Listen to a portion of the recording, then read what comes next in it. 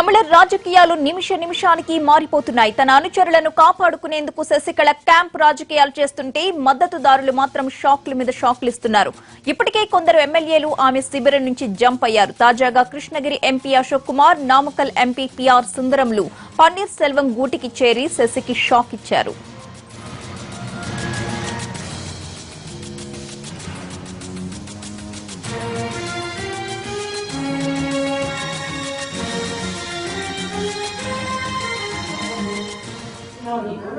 அதை நாங்கள் கண்ணீரே பார்த்தோம்.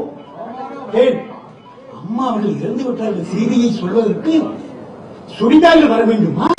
தொலைக்காட்சியை பார்த்துக் கொண்டிருக்கிறீர்கள். தமிழக மக்களே தீர்ப்பு கூறுங்கள். அம்மா அவர்கள் உடல் அங்கே இருக்கின்றது, நாங்கள் எல்லாம் அழுது கொண்டிருக்கின்றோம்.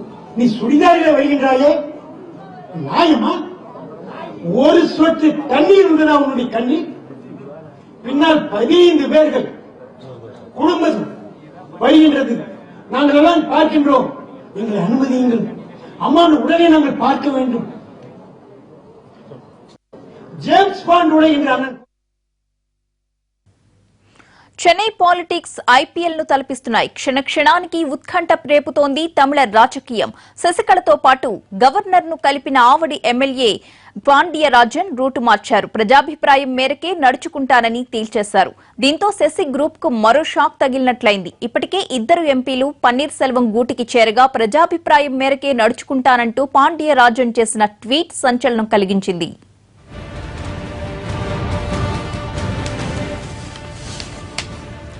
తమిళనాడులో అన్నాడీఎంకే నేతలు శశికళకు షాక్ ఇస్తున్నారు. దీనికి సంబంధించిన పూర్తి అప్డేట్స్ మా ప్రతినిధి విజయ్ అందిస్తారు. విజయ్, చెప్పండి, ప్రస్తుత పరిస్థితులు చూస్తూ ఉంటే పన్నీర్ సెల్వం బలం పెరుగుతోందనుకోవచ్చా? తాజా లెక్కల ప్రకారం శశికళకు ఎంతమంది ఉన్నారు, పన్నీర్కు ఎంతమంది మద్దతిస్తున్నారు? ప్రతిభ ఆపద్ధర్మ ముఖ్యమంత్రిగా ఉన్నటువంటి పన్నీర్ సెల్వం బలం రోజు రోజుకి పెరుగుతుందని చెప్పుకోవాలి. ఇవాళ ఉదయాన్నే ఇద్దరు ఎంపీలు అటు శశికళ శిబిరం నుంచి ముఖ్యంగా శశికళకు షాక్ ఇస్తూ కృష్ణగిరి ఎంపీ అశోక్ కుమార్, అదేవిధంగా నమ్మకల్ ఎంపీ సుందరన్, ఈ ఇద్దరు ఎంపీలు నేరుగా పన్నీర్ సెల్వం ఇంటికి వచ్చి కూడా వారు ఇద్దరు పన్నీర్ సెల్వంకి మద్దతు పలుకుతున్నట్టుగా మీడియా ముందుకు వచ్చి ప్రకటించినది.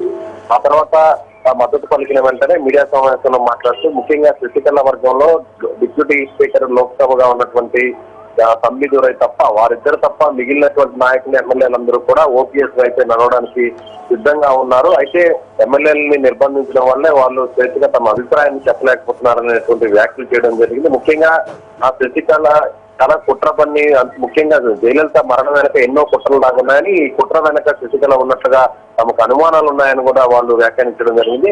ఓపీఎస్ అధికారంలోకి వచ్చిన వెంటనే సీఎం గా అయినందుకు పూర్తి స్థాయిలో సీఎం బాధ్యతలు చేపట్టిన తర్వాత దీని మీద సిబిఐ లాంటి విచారణ కూడా చేపట్టడానికి తాము సిద్ధంగా ఉన్నట్టు చెప్తున్నామని చెప్పన్నారు. అయితే సంబిదురాయ్ ముఖ్యంగా ఎంపీలందరినీ కూడా బయటకు పోనీయకుండా శశికళ వైపునే తిప్పుకోవడానికి ఆయన అన్ని రకాల ఏర్పాట్లు పూర్తి చేశారు. సంబిదురాయ్, శశికళ ఇద్దరు కూడా జైలు తరపు ద్రోహులు లాంటి వాళ్ళని చెప్పి వాళ్ళు ఆగ్రహంగా మాట్లాడడం కూడా జరిగింది. అయితే కొద్దిసేపటి కిందట, కేవలం 15-20 నిమిషాల కిందటే నిన్నటి వరకు కూడా శశికళ శిబిరంలో ఉన్నటువంటి మంత్రుల్లో, ముఖ్యమైనటువంటి మంత్రుల్లో ఒకరిగా ఉన్నటువంటి పాండియన్ రాజన్, ప్రస్తుతం విద్యాశాఖ మంత్రిగా ఉన్నటువంటి పాండియరాజన్ అనే వ్యక్తి కూడా నేరుగా మంత్రి కూడా ఓపీఎస్ నివాసం వద్దకు వచ్చి ఆయన మద్దతు పలకడం జరిగింది. పలికిన తర్వాత ఆయన కూడా ప్రజల అభిప్రాయం మేరకే, ప్రజల నిర్ణయం మేరకే ఓపీఎస్ వెంట నడవడానికి తామంతా కూడా సిద్ధంగా ఉన్నాం, అందుకే తాను వచ్చి మద్దతు కూడా పలికారని చెప్పారు. అయితే ఎవరైతే ఈ పాండియరాజన్ ఉన్నారో ఈయన మొన్న నేరుగా శశికళతో పాటు నేరుగా వెళ్లి గవర్నర్ని కలిసినటువంటి మంత్రుల్లో ఈయన కూడా ఒకరుగా ఉన్నారు.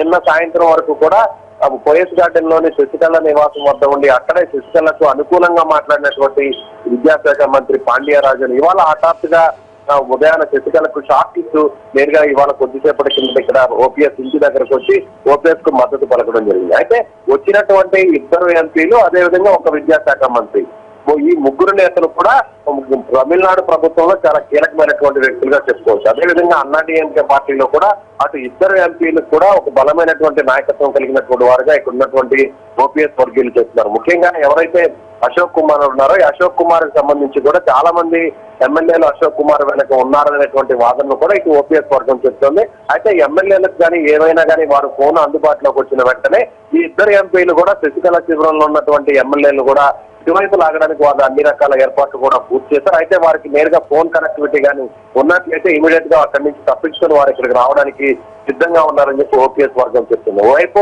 ఇప్పటికాక సీనియర్ మాజీ మంత్రులు, మాజీ ఎమ్మెల్యేలు, అదేవిధంగా కొద్దిమంది ఎమ్మెల్యేలు రావడంతో ఓపీఎస్ వర్గం నిన్నటి వరకు కూడా బలంగా ఉంది బలపడుతుందని చెప్పుకోవచ్చు. అయితే ఇవాళ వీరి రాకతో మరింత బలపడిందని చెప్పుకోవచ్చు. ప్రతిభ. Right, thank you Vijay.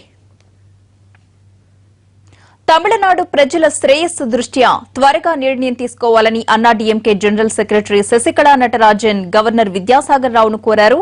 Governor కు ఇవాళ లేఖ రాసిన శశికళ అసెంబ్లీలో బల నిరూపణకు అవకాశం ఇవ్వాలని కూడా కోరారు. పన్నీర్ సెల్వం రాజీనామా చేసి వారం రోజులు గడిచిందని, రాజీనామాను గవర్నర్ కూడా ఆమోదించారని లేఖలో శశికళ గుర్తు చేశారు. తనకు కావలసిన మెజారిటీ సభ్యుల మద్దతు ఉందని తాను 2 రోజుల క్రితమే గవర్నర్ కు చెప్పానని అన్నారు. గవర్నర్ త్వరగా నిర్ణయం తీసుకుని ప్రజాస్వామ్యం, ప్రజా ప్రయోజనం